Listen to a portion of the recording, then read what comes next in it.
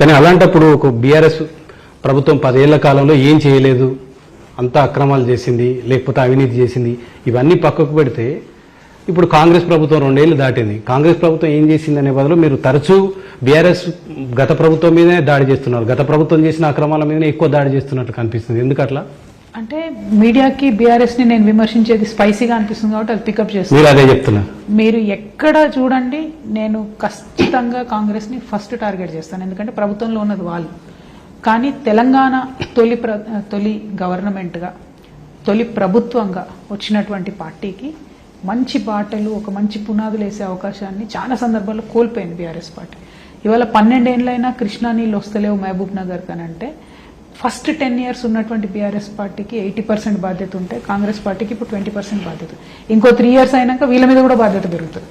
ఆ జిల్లా నుండి వచ్చిన ముఖ్యమంత్రి చేయకపోవడం ఆయన తప్పే, కానీ ముందు బాటలు వేసింది మనం. కాబట్టి దానికోసం బీఆర్ఎస్ పార్టీ వేసింది కాబట్టి బీఆర్ఎస్ పార్టీని కూడా విమర్శిస్తాం, కాంగ్రెస్ని కూడా విమర్శిస్తాం.